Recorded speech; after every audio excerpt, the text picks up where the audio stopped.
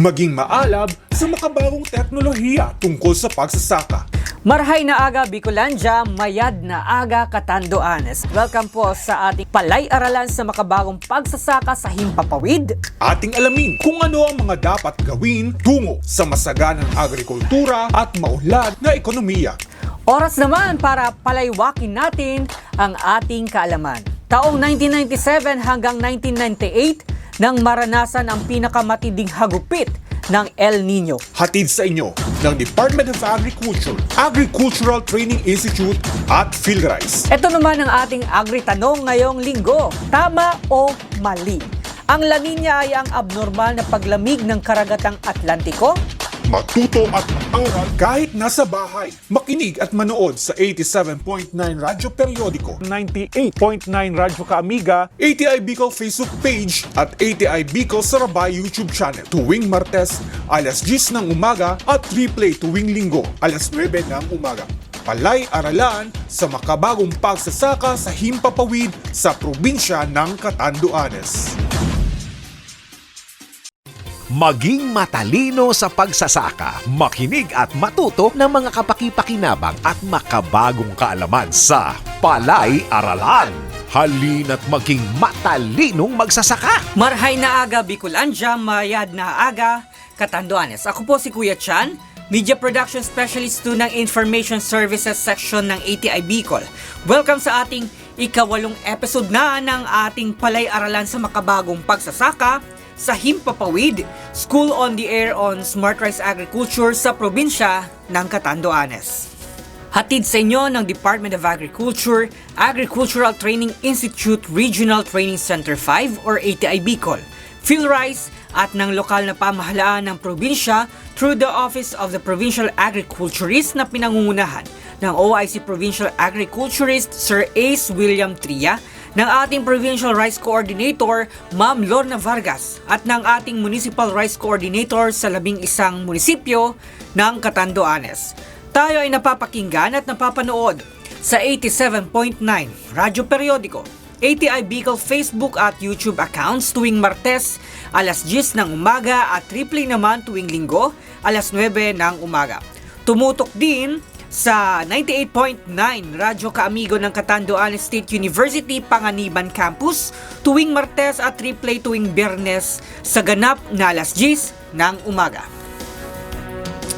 Isang oras na hitik sa kaalaman sa Palay-aralan para alamin kung ano ang mga dapat gawin tungo sa masaganang agrikultura at maunlad na ekonomiya. Kumusta ang lahat? Naway lahat ay umaasenso at umuunlad. Magandang araw sa ating 2,500 rice farmer enrollees sa mga bayan ng Verac, San Andres, Caramuran, Pandan, Bagamanok, Panganiban, Viga, San Miguel, Bato, Baras at bayan ng Higmoto. Salamat sa pagtangkilik at pagsuporta sa programa at adhikain ng kagawaran ng pagsasaka. Ngayong araw, sabay-sabay pa rin nating pag-uusapan ang tungkol sa palay check.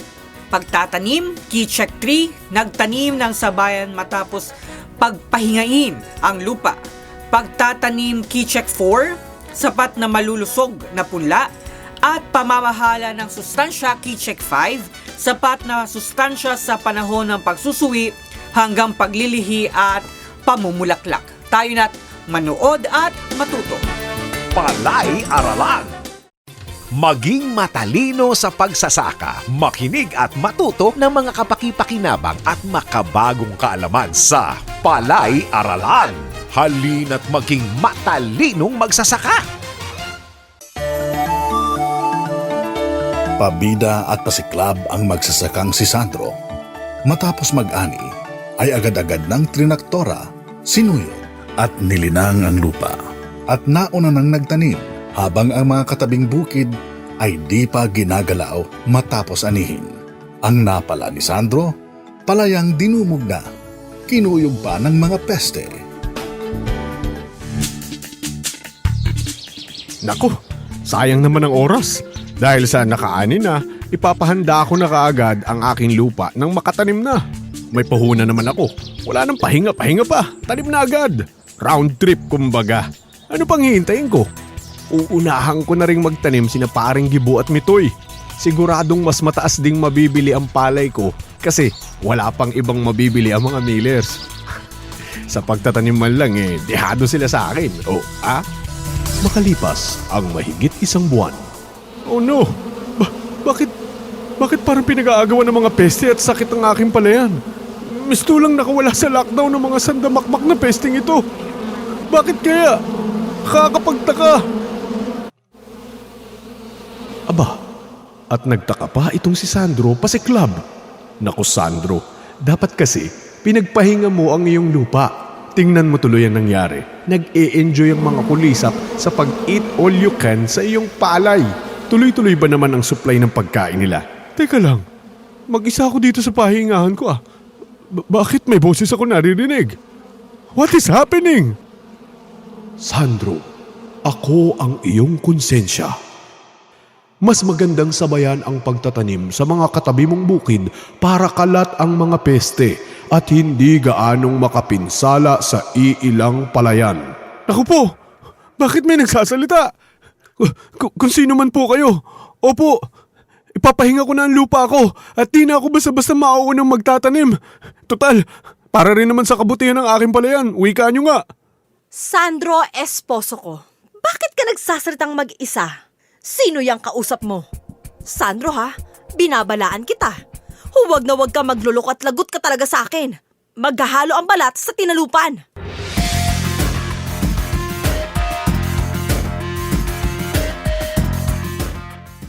Lesson 4. Pagtatanim. Nagtanim ng sabayan matapos pagpahingahin ang lupa.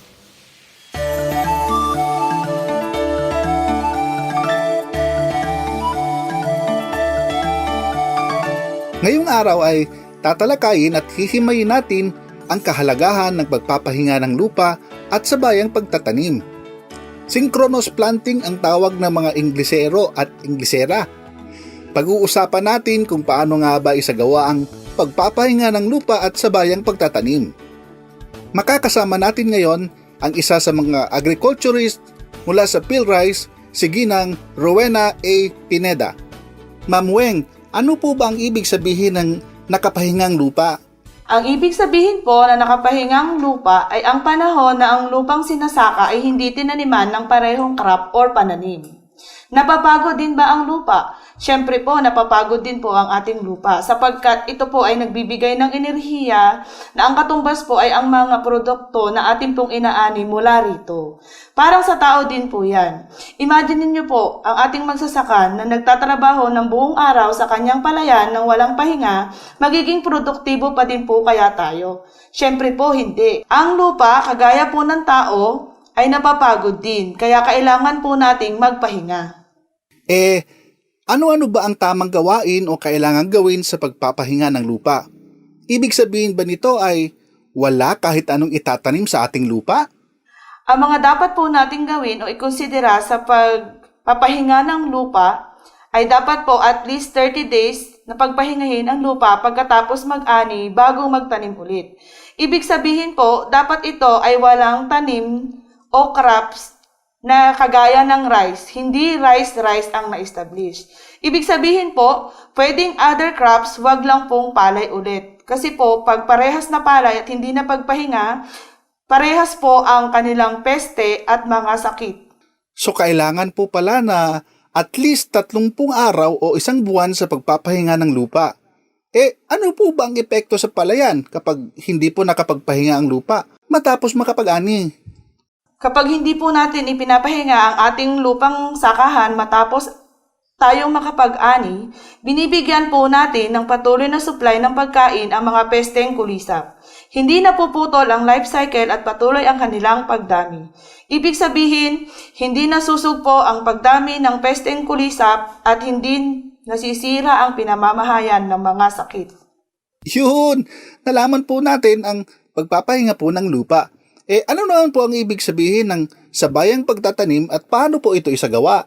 Ang ibig sabihin ng sabayang pagtatanim ay nagtanim ng sabayan ng isang komunidad o ang isang barangay sa loob ng isang buwan. Or ito yung sinasabi natin na 14 days before and 14 days after ng peak ng majority ng taniman sa isang barangay o komunidad. Makikita ito kung may iba't ibang yugto ang palayan sa isang komunidad.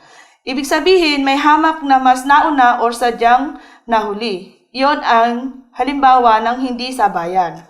Ang sabayan matapos ang lahat ng pagtatanim ng hindi lalagpas sa isang buwan. Ayan, parang yung ibang area po kasi natin ay nandoon makikita yung rice garden. So Ma'am Weng, ano-ano ba ang kabutihang mapapala sa nakapahingang lupa at sabayang pagtatanim? Ang ating pong pakinabang o benepisyo sa nakapagpahingang lupa at sabayang pagtatanim ay naiiwasan natin ang patuloy na pagdami ng pesteng kulisap. Mas epesyente po nating nagagamit ang ating patubig dahil parehas ang antas ng pangangailangan ng tubig ng bawat karatig bukid. Naiiwasan ang malaking pagbawas ng ani dahil sa peste, kung saan sabayan ang pagtatanim, kalat ang lahat ng peste sa iba't ibang parayan. Hindi nakatuon sa iisang bukid lamang ang mga peste. Ito ay napabubulukan din ang mga dayami at nagsisilbing pataba. Yan, so hindi lamang pala sa pagtatanim yung kainaman po ng ating tinalakay. Baka po may mga mensahe pa po kayo sa ating mga magsasaka at sa ating tagapakinig. Para po sa ating mga magsasaka, mahalaga po na sundin natin ang mga rekomendasyon sa pagpapahinga ng lupa ng at least 30 days at sabayang pagtatanim ng within a month sa inyong lokalidad or sa inyong barangay upang tayo ay makabawas sa pagdami ng peste at maiwasan ang labis na paggamit ng kemikal sa pagpuksa nito. Nagagamit din po natin ng epesyente ang tubig irigasyon at naibabalik po natin ang mga sustansya na galing po sa atin sa pamamagitan po ng pagpapabulok po ng ating mga dayami.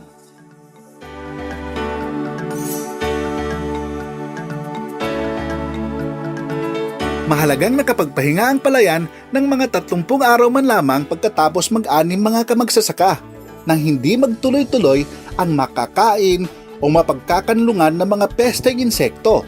Nababawasan din ang mga pinagmumulan ng sakit mula sa nakaraang pagtatanim dahil namamatay sila bago pa man magsimula ang susunod na taniman.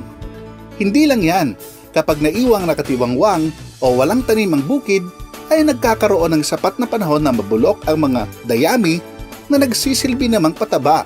Huwag lang sunugin ang dayami. Sa pagtatanim naman, pasok ka sa tinaguriang sabayang pagtatanim kapag nakapagtanim ka na at ang karamihan 14 na araw bago o 14 days pagkatapos ng regular na schedule ng pagtatanim sa inyong lugar. Walang lubang nauuna o nahuhuling magtanim.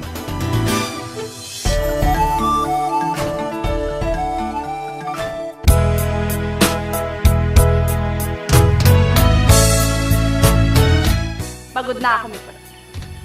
Kailangan ko rin ng pahinga. Unti na akong nauubos! Nahihina na ako. Hindi ko na kaya. Oops! Kala nyo nag-aaway kami mag-asawa. Imahinasyon nyo lang yun.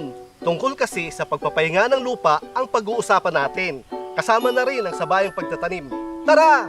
Samahan nyo ako! Tandang-tanda ko kasi yung pagpapahinga ng lupa at sabayang pagtatanim na tinalakay sa field day ng PhilRice.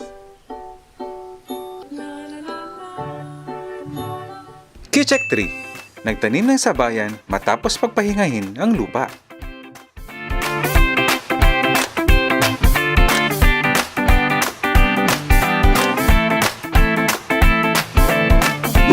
Wow!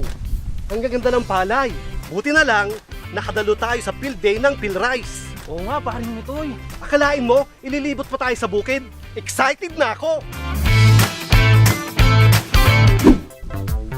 Sir, paano mo nasabing kailangan magpahinga ng lupa? Napapagod ba ang lupa? Wala namang pakiramdam ang lupa, sir. Tama po kayo. Wala silang nararamdaman, pero mapapansin mo na pwedeng sa tuwing anihan ay patuloy ang pagbaba ng iyong ani. Ay, oo nga, paring Mitoy. Dati kasi ay lampas 100 sako ang ating ani. Ngayon, nasa 80 na lang. Tsaka, mas madali nang atakihin ng peste at sakit ang mga palayan natin. Dahil sa tuloy-tuloy na nagtatanim, nababawasan ang enerhiya o sustansya ng lupa. Ikaw ba naman walang pahinga? Tama, may kinalaman din ang pagpapahinga ng lupa sa pag-atake ng peste at sakit sa ating palayan. Itoy! Hindi ako makahinga! Pagpapahinga ng lupa o fallow period. Kapag ang lupa ay nakapahinga, ito ay nakatiwangwang o walang tanim ng hindi bababa sa 30 araw matapos makapag-ani. Benepisyo kapag ang lupa ay naipahinga. Nasusugpo ang pagdami ng pesteng kulisap. Nasisira rin ang mga pinamamahayan ng sakit. Kapag ang lupa ay walang tanim, hindi magkakaroon ng pagkakataon ang mga pesteng kulisap na mabuhay o dumami dahil wala silang makakain at matitirhan hanggang sa susunod na taniman. Dagdag pa dyan, ang mga similya o spores ng sakit mula sa nakaraang tanim ay nababawasan kapag ang lupa ay napahinga. Pinabibilis ang pagkabulok ng mga dayami na magsisilbing pataba. Alam nyo ba, ang 5 toneladang dayami mula sa 5 toneladang palay ay pwede makapagbigay ng 25 hanggang 40 kilong nitrogeno, 3 hanggang 6 na kilong posporo, 60 hanggang 85 kilong potasyo, 2 hanggang 5 kilong sulfur, 2,000 kilong carbon, at 200 hanggang 350 kilong silicon. Ang daming pakinabang, hindi ba? Pero, hep, baliwala rin ang pagpapahinga ng lupa kapag hindi naman sabayan ang pagtatanim. Sabayang pagtatanim? Yan naman na yung gawin natin dito sa barangay. Kasi kapag sinabing sabayang pagtatanim, dapat nakatanim na ang mga magkakatabing bukid 14 na araw bago at 14 na araw pagkatapos na ang karamihan sa lugar ay nakatanim na. Sa simpleng paliwanag, ang sabayang pagtatanim ay matapos ang lahat ng pagtatanim nang hindi lalampas sa 1 buwan sa mga katabing bukid. Mitoy, ano-ano ba ang benepisyo sa bukid kapag sabayan ang pagtatanim?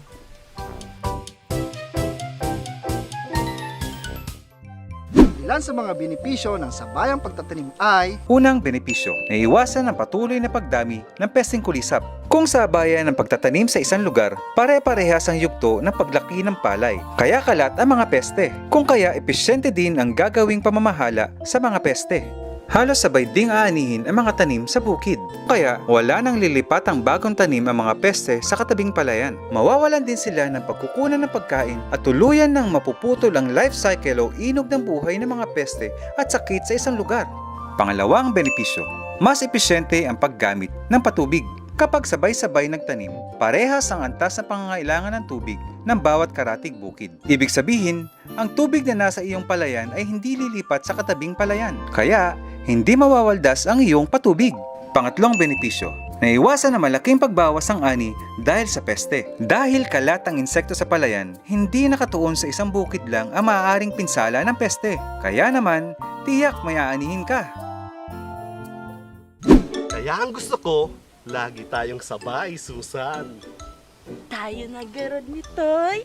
Saan? May meeting tayo sa barangay, no? Para mapagplanuhan ang schedule ng pagtatanim. Dahil kapag ang lupa ay napahinga at sabayan ng pagtatanim, Mataas ang ani. Maganda ang kalidad ng butil ng palay. at maliit ang pinsala sa kapaligiran at kalusugan ng tao. ayos!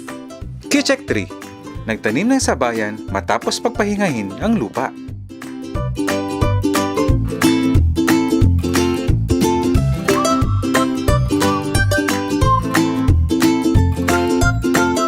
Palaywakin natin ang ating kalaman. Kwento ni Manong Francisco Paralag mula Zambales na dahil sa sabayang pagtatanim, ang gawi sa kanilang lugar ay hindi na raw niya kinakailangan pang mag-spray ng lason. Kalat naman daw kasi sa maraming palayan ang mga pesteng insekto kaya hindi iniinda ng bukid niya ang pananalasa ng iilan lamang na peste. Agri tanong, ilang araw ba ang inirerekomendang pagpapahinga ng lupa matapos ang huling pag-aani?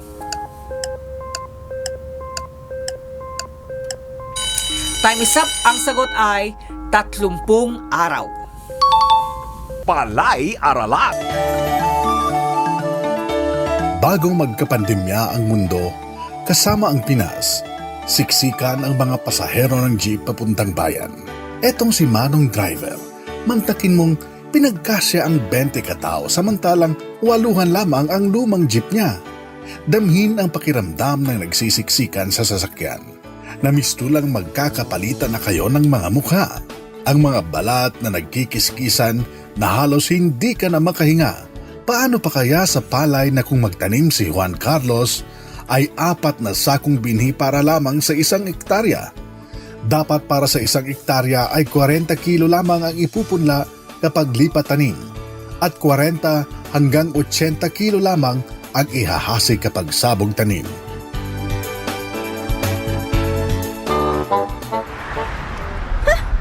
Asar naman to si Manong driver. Ang sikip-sikip. Halos hindi na ako makahinga sa dami ng pasahero. Hay nako Michelle, sinabi mo pa. Feeling ko nga wagas na natsa-chancingan na ako. Buti na lang medyo pogi ang kadikit ko. Naisip ko tuloy yung palayan namin. Bakit? Anong kinalaman ng palayan nyo sa dami nating pasahero dito sa jeep? Aber? Michelle, nabasa ko kasi sa PhilRice Facebook page na dapat ay 40 kilo lang kada hektarya ang ipupunla kapag lipat tanim at 40 hanggang 80 kilo lang sa sabog tanim. Si Itay Juan Carlos ay 160 kilo o 4 na sakong binhi ang isinasabog kada hektarya. Bigla ko tuloy naramdaman ang hirap ng mga punla. Ito namang si magsasaka nating Juan Carlos. Sobra-sobra kung makatanim. Oo ba? Siksikan tuloy tayo. Tingnan mo tuloy. Ang papayat natin mga punla. Malalambot ang mga puno at ang iksipan ng ugat natin.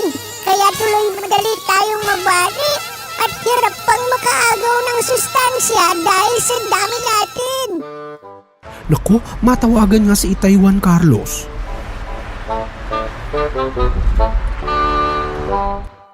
Lesson 5. Pagtatanim. Key check 4. Sapat na malulusog na punla.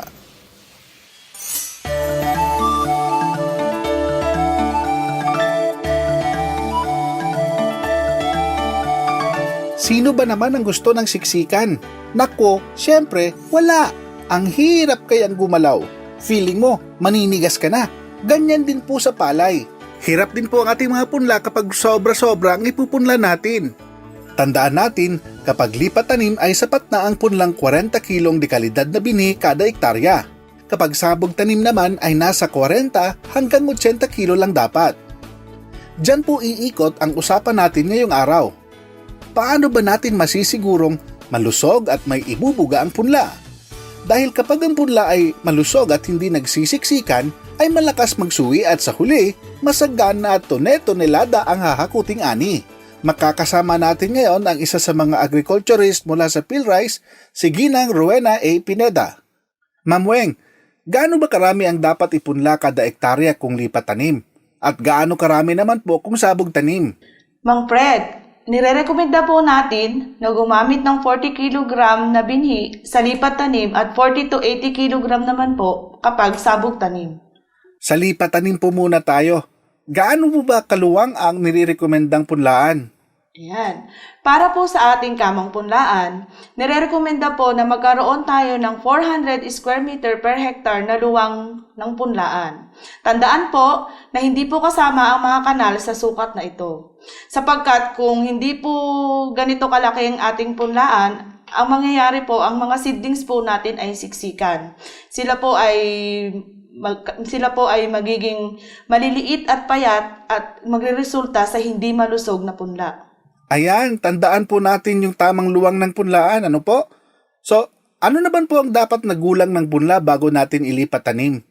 Ang nirerekomenda po ang gulang ng punlang dapat nating itanim ay nasa 18 to 21 days old na seedlings. Sapagkat ang ganito pong kabata na mga punla ay mabilis makarecover sa transplanting stress or shock at madali din pong mag-produce ng mga suwi ang mga batang punla. So, yan po. Kasi ang luma o yung tandang punla ay mas mabagal din po ang kanyang recovery sa transplanting shock na tinatawag.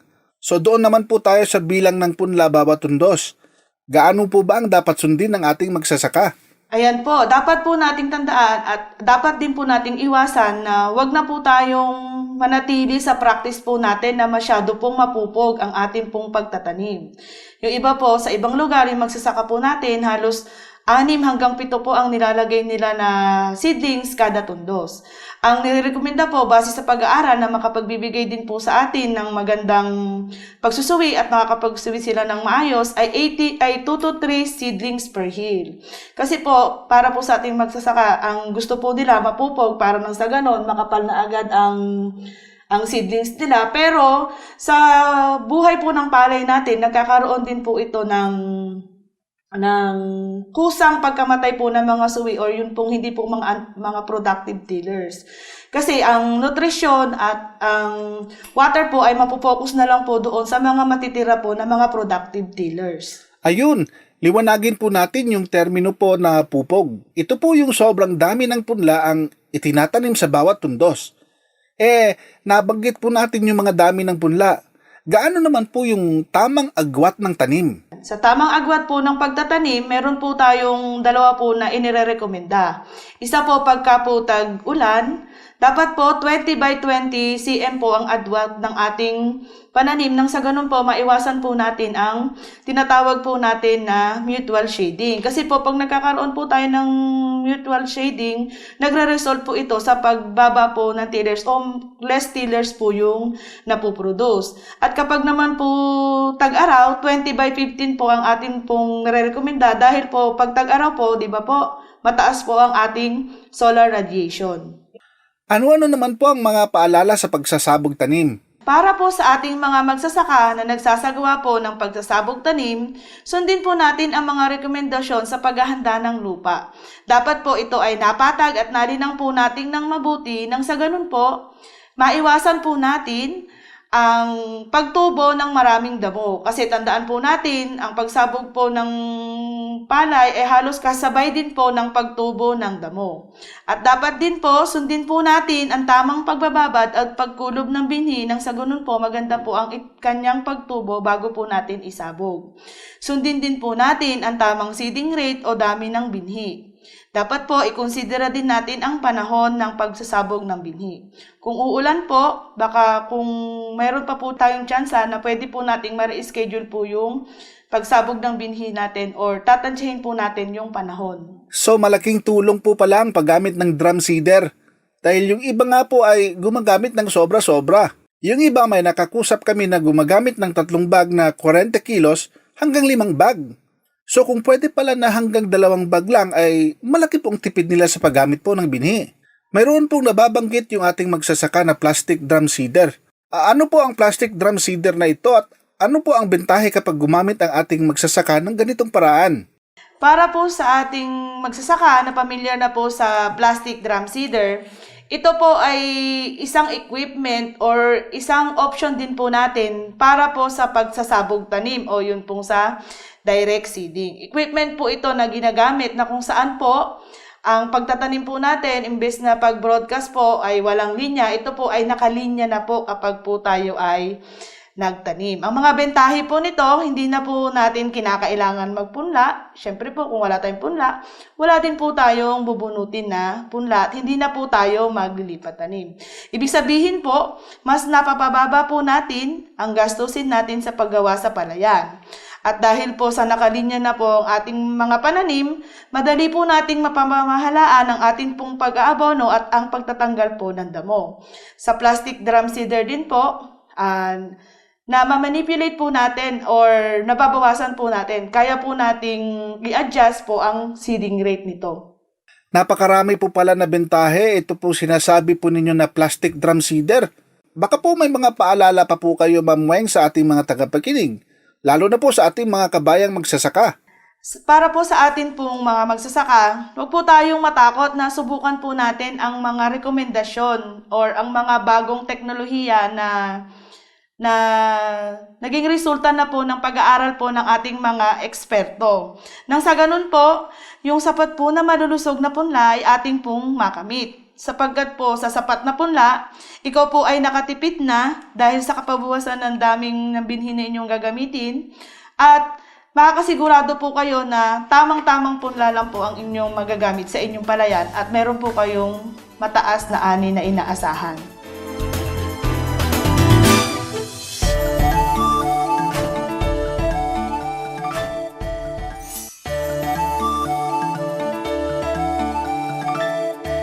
Siguraduhin nating malusog ang mga punlang itatanim mga kamagsasaka. Ang malusog na punla ay may maiksing lapak o lip sheet. Mahaba at makapal ang mga ugat at pantay-pantay ang taas. Kung malusog ang punla, magiging sabay-sabay ang paglaki ng halaman at matibay sa peste. Nakasasagap din ang malusog na punla ng sapat na init ng araw at nakababahagi ng sapat na sustansya sa lupa. Madaling makarecover sa pagkakabunot at lipat tanim.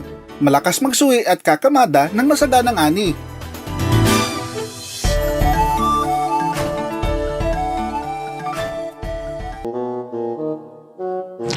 Mabuti naman at dinalaw mo kami dito sa probinsya, Cardo.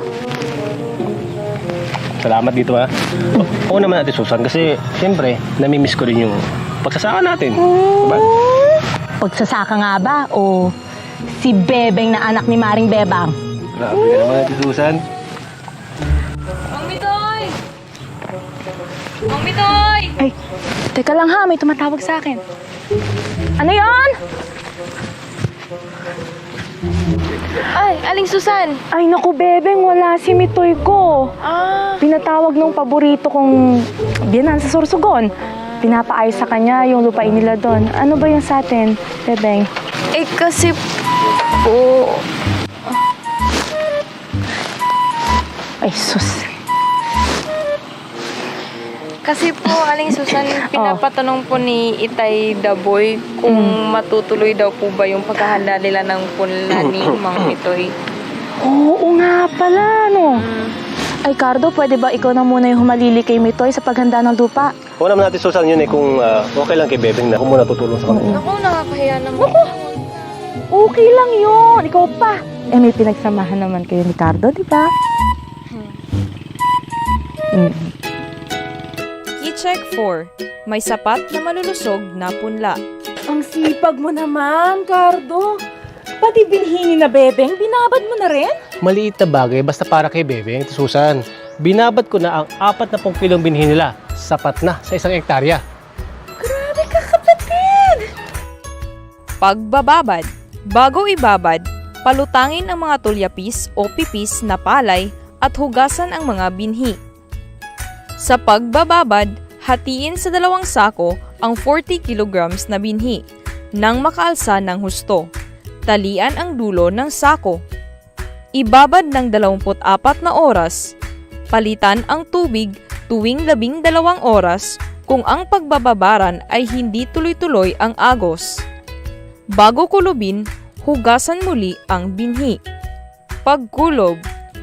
Kulubin ang binhi ng 24 na oras hanggang 36 na oras sa nakahanginang lugar kung tag-ulan, 24 na oras hanggang 48 oras kung tag-araw. Pagpunla. Ipunla kapag bahagyang sumibol na ang karamihan ng mga binhi. Pahanginan ang binhi bago ipunla upang madali at pantay-pantay ang pagsabog nito. Bebeng, kailangan mong mamili. Saan ka ba mas masaya? Nalilito ako, Cardo. Ang sabi kasi ni Itay Daboy, kapag kulang sa manananim, ay sabog tanim ang paraan na gagamitin. Pero nakausap ko na naman si Jay. May sapat naman na tao para lipat tanim ang gagamitin na paraan. Kaya, lipat tanim na lang. Tatanong lang kung kani-kanino pa. May sinasabi ka, Cardo? Wala. Eh, yun naman pala. Sige, di bale. Tutulungan kayo maghanda ng punlaan. Tips sa paghahanda ng punlaan. Gawin ang kamang punla 1 araw bago mamunla. Piliin ang lugar na una, madaling puntahan, patuyuan at patubigan.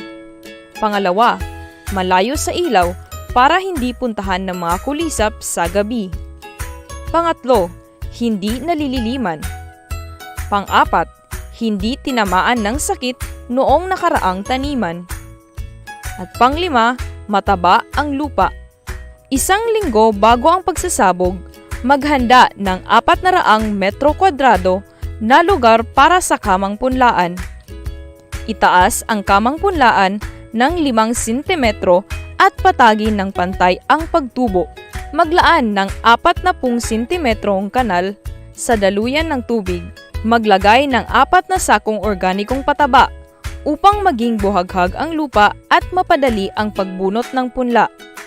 Magpunla ng isang dakot na pinatubong binhi kada metro kwadrado. Tandaan, huwag hayaang malubog ang punla upang maging maganda ang pagtubo ng mga ugat at suwi. Init. Oo nga. Mukhang madalas kaya ata kina Bebeng ah. Kayo na ba ulit? Doon na siguro papunta yun at susunod. Cardo, Uy, pinagluto kita ng paborito mong lumpia. Paborito nga ni Cardo yan. Basta, galing sa'yo. ikaw talaga ating Susan, puro ka nalang biro eh. Bebeng, salamat dito ah. Tsaka, nga pala, pwede bang tayo na? Huh? Eh, ibig nga sabihin eh, pwede bang tayo nang maglipat tanim dun sa bukid ninyo? Paglilipat tanim.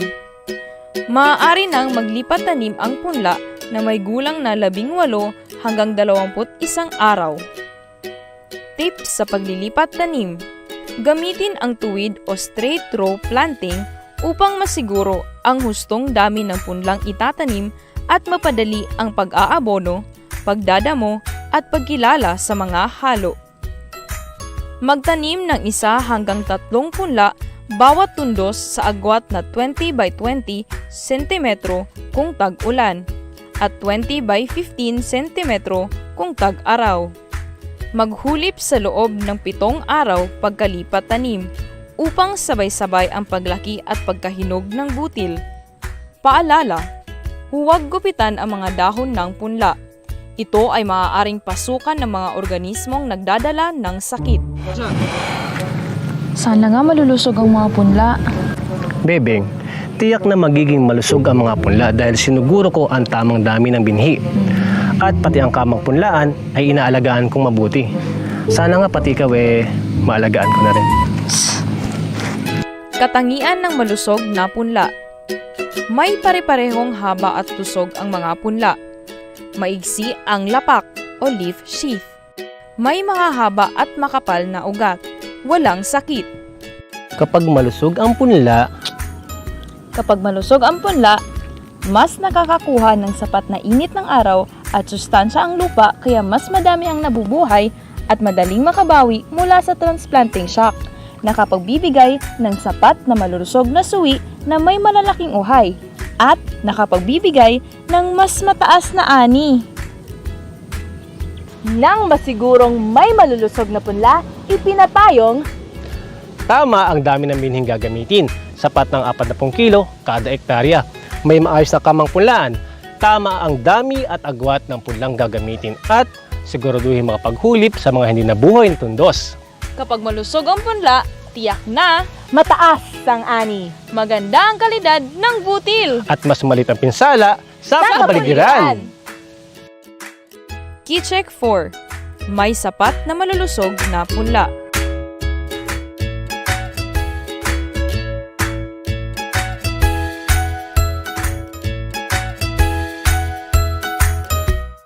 Palay-aralan. Palaywakin natin ang ating kaalaman. Huwag gupitan ng mga dahon ng punla bago ilipat tanim. Ang mga sugat ay maaaring pasukan ng mga pesteng organismo na nagdadala ng sakit sa palay. Agri-tanong, ano ang epekto sa palay kung siksikan at nag-aagawan sa sustansya ang mga tanim? Magbigay ng isang epekto sa palay kung siksikan at nag-aagawan sa sustansya ang mga tanim.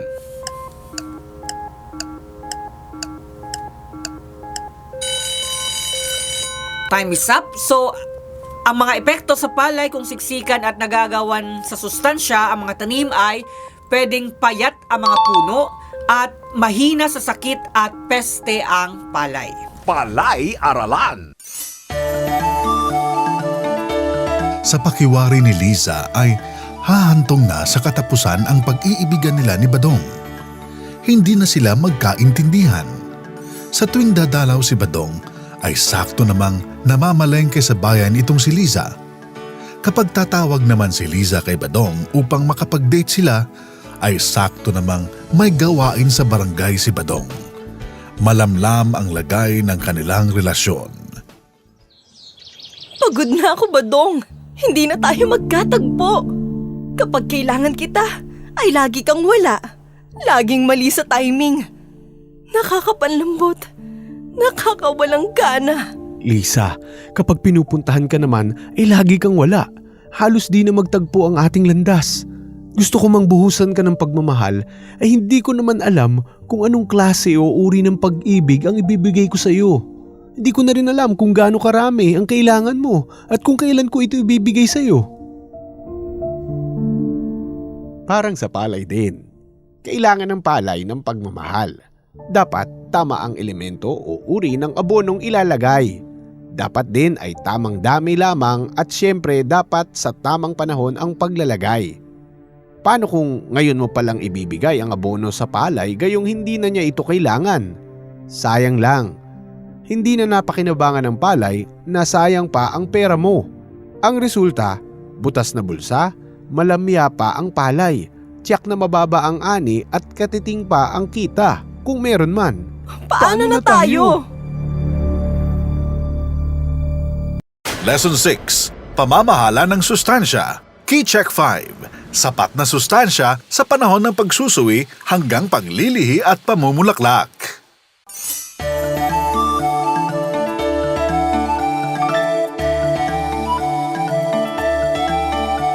Mga kamagsasaka, huwag nating hayaang dumating sa hiwalayan ang dapat ay marangyang ani at kita ng ating palayan. Itsyempo natin ang paglalagay ng abono sa palayan. Siguraduhin nating tamang elemento o uri ng abono ang ilalagay natin. Kailangan din at tsekin nating nasa tamang dami o amount ito. Makasasama rin kasi sa palay kapag sobra o kulang ang ilalagay na abono. Importante rin ang tamang timing ng paglalagay. Ika nga, aanhin mo pa ang damo kung patay na ang kabayo. Aanhin pa nga ng palay ang abono kung hindi na niya ito kailangan. Kaya naman, tutok lang po kayo. Pag-uusapan natin ang dapat gawin nang masigurong sapat ang sustansya ng palay lalo na sa panahon ng pagsusuwi hanggang paglilihi at pabumulaklak. Kapag nagawa natin ito, umasa na tayong daan-daan ang taglay na butil ng bawat uhay at mapipintong pa. Makakasama po natin ngayong araw ang isang agriculturist mula sa PhilRice, si Miss Juvie Ayungon. Magandang araw, Miss Juvie. Maganda po magiging usapan natin ngayon tungkol po sa pamamahala ng ating pataba. Ano po ba ang dapat gawin ng masigurong sapat ang pagkain o sustansya ng palay sa panahon ng pagsusuwi hanggang paglilihi at pamumulaklak? Napakagandang tanong, Kuya Fred. Upang masiguro na sapat ang sustansya ng palay sa panahon ng pagsusuwi hanggang paglilihi at pamumulaklak, ay dapat po munang masuri o ma-analyze ang lupa na pagtataniman nito. Meron po tayong iba't ibang pamamaraan upang malaman ang kakulangan ng sustansya sa ating lupa. Nariyan po ang soil laboratory analysis, -1 element technique at application, at rice crop manager po. Ito po ang magbibigay sa atin ng rekomendasyon upang masunod po natin ang right it o right element o tamang elemento o uri ng pataba, right amount o tamang dami, at right timing o tamang panahon ng paglalagay. Bago po ang taniman, maaaring sumangguni o magpa-assist sa ating Municipal Agriculture's Office o Agricultural Extension Worker kung ano ang available at maaaring gamitin sa ating mga lugar. Ma'am Juvie, paano po ba natin malalaman kung kulang o labi sa pataba ang palay? Kapag kulang po sa sustansya ang ating lupa, ang halamang palay po natin ay mabagal lumaki, kakaunti ang suwi at uhay, kakaunti din ang mga may lamang butil at magaan po ang timbang. Samantala, kung labis o sobra naman po ang pataba sa palay, mas madali po itong atakihin ng peste, madaling tumapa at nagkakaroon po ng polusyon. Ano po ba ang kabutihang dulot ng paglalagay ng tamang element o uri ng pataba? Tamang dami at tamang panahon ng paglalagay nito. Ang mga kabutihan naman pong naidudulot ng paglalagay ng tamang elemento o uri ng pataba, tamang dami at tamang panahon ng paglalagay sa ating palay ay nakakatulong sa magandang paglaki ng palay, pagbuo ng mga uhay at pagkamit ng pinakamataas na ani ng kaya ng isang variety.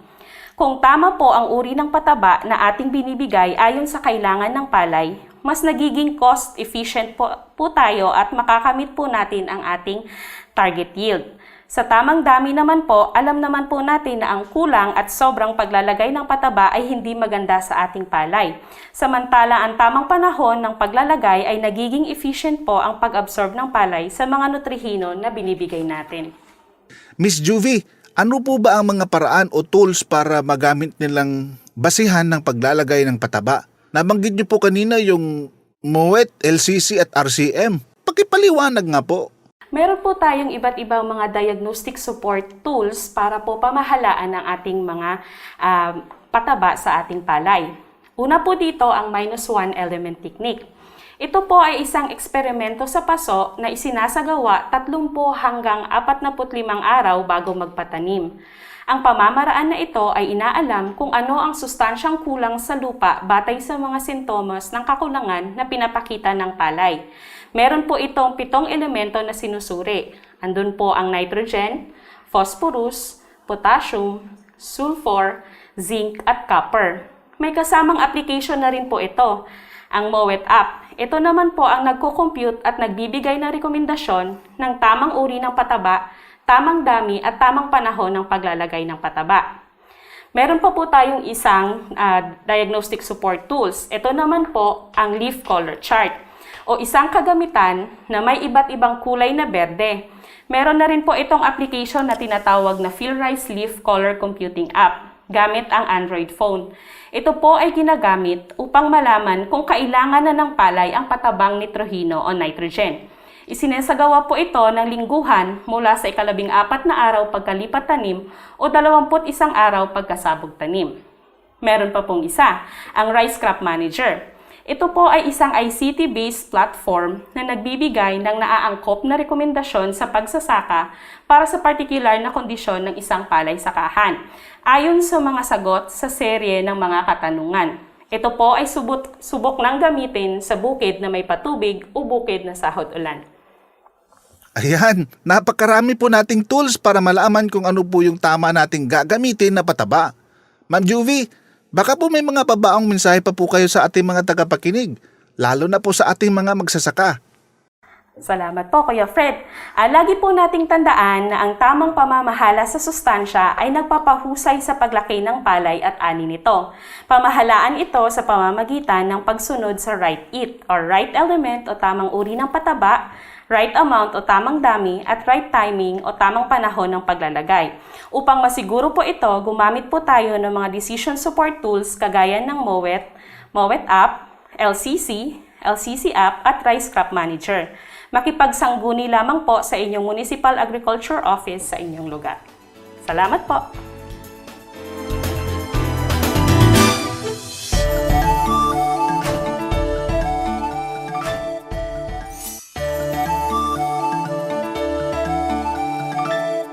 Tiyakin nating sapat ang sustansyang ilalagay sa palay. Kapag bitin sa sustansya ang palay, mabagal ang buwelo na pagyabong nito. Limitado ang suwi at uhay, at magaan ang mga butil. Kung sobra naman, malamya at maaring humapay ang palay. Katakam-takam at takihin ng mga peste o pinipiling kapitan ng mga sakit at dagdag polusyon pa sa kapaligiran. Kaya naman, siguraduhing sakto lang ang sustansya ng palay sa panahon ng pagsusuwi hanggang paglilihi at pamumulaklak ng masigurong maabot ang pinakamataas na kayang anihin ng variety at tipid pa sa gastos. Aanin na rin lang tayo, abay, sagarin na natin kung pwede.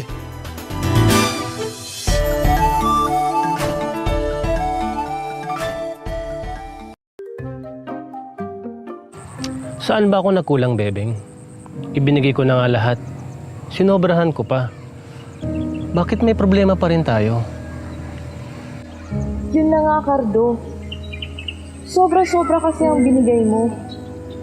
Tingnan mo tuloy ang nangyari. Ang palayang sobra sa pataba, tulad ng nitroheno, ay maaaring tamaan ng sakit na blast, sheath blight, sheath rot, bacterial leaf streak, at bacterial leaf blight. Bukod sa sakit, maaari ring manalasa ang mga pesteng insektong aksip, berdeng ngusong kabayo o GLH, at kayumanging ngusong kabayo o BPH. Natuto na ako. Mabuti na lang at naka-attend ako sa mga seminars ng PhilRise sa pagsasaka. Nakakakuha na rin ako ng impormasyon sa pagsasaka gamit ang cellphone, radyo at internet. Nalaman ko na bukod sa pag-atake ng sakit at peste, ang palayang sobra sa abono ay nagdudulot din ng paglambot ng suwi at dahon. Kapag ganito ang nangyari, mas madaling sipsipin, kainin at butasin ang katawan ng palay. Pahirap na sa palay, pahirap din sa magsasaka. Dapat pala, pinag-diet mo na lang sa pataba ang palayan. Kuya Enteng, kapag kulang naman sa pataba ang inilagay, ay malaking problema rin. Enteng, naalala mo ba dati, nung sobrang pagtitipid naman sa abono, ang ginawa yun namang daboy? Maan naman ang sakit na brown spot. Kapag kulang sa sustansya ang palay, bumabagal ang paglaki ng mga punla, di gaanong nagsusuwi at magaan ang timbang ng mga butil. Kaya dapat sapat ang sustansya mula sa panahon ng pagsusuwi hanggang sa paglilihi at pamumulaklak. Keycheck 5. Sapat na sustansya sa panahon ng pagsusuwi hanggang paglilihi at pamumulaklak. Paano ko ba malalaman kung busog o gutom ang palay? Hindi naman sila nagsasalita. Huwag kang mag-alala, Enteng. May mga tips sa tamang pamamahala ng sustansya sa palay.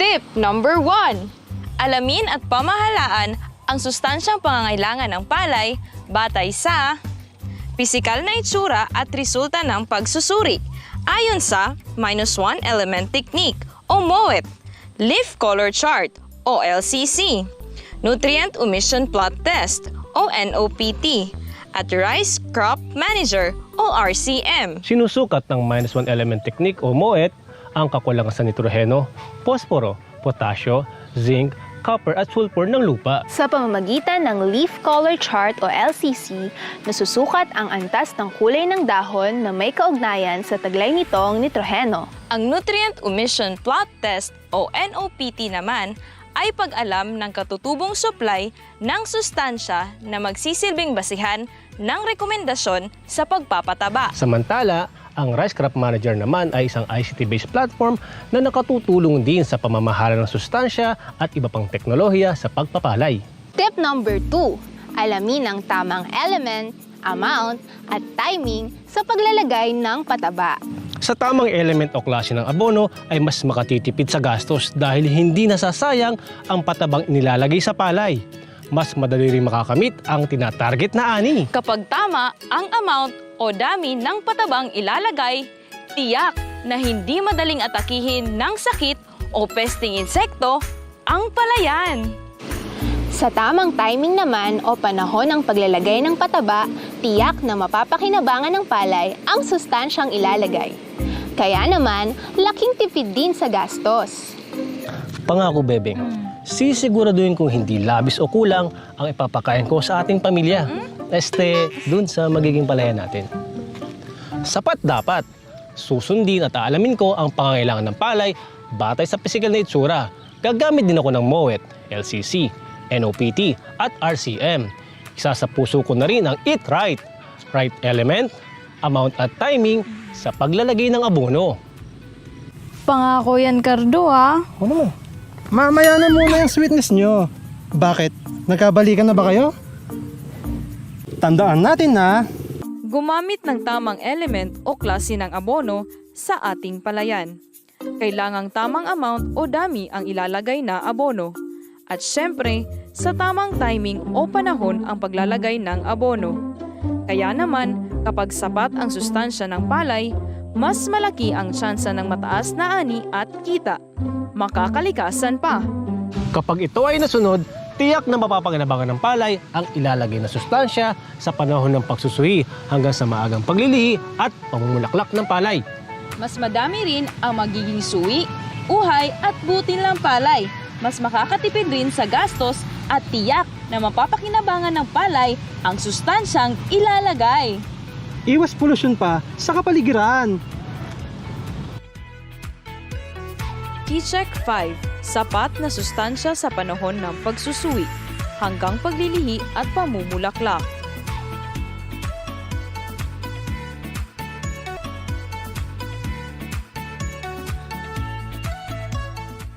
Palay Aralan. Huling palaywakin ngayong araw mula nang matutuhan ni Mang Romeo Gamyao ng Valencia City, Bukidnon ang konseptong Eat Right o EAT o tamang element o uri, tamang amount o dami at tamang timing o panahon ng paglalagay ng pataba. Ipinagmamalaki niyang umabot na sa 8 tonelada kada ektarya ang kanyang ani. So Eat Right, E for element, A for amount, and T for timing. Huling agri-tanong, ano ang kritikal na yugto sa paglaki ng halaman para sa paglalagay ng pataba? A. Sa yugto ng pagsusuwi at bago ang pagbubuntis o sa yugto ng pagsapaw at pagbulaklak?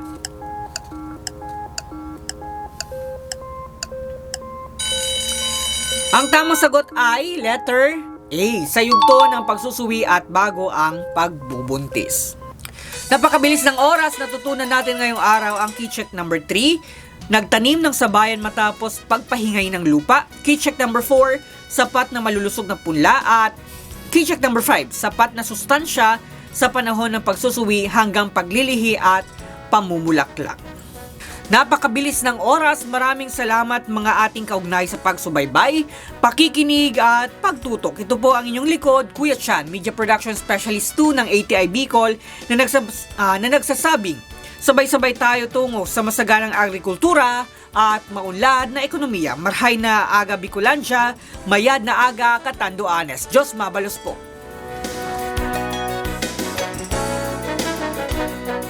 O ayan, may bago ka ng alam. Lahat yan natutunan sa Palay Aralan. Maging handa sa anumang hamon ng panahon, kaya't ibahagi na ang mga natutunan. Pero mas maganda, imbitahan mo na sila sa susunod na enrollment para magkasama na kayo. Hatid sa inyo ng DA at sa pakikipagtulungan ng ATI at PhilRice. Tandaan, maging matalinong magsasaka sa Palay Aralan.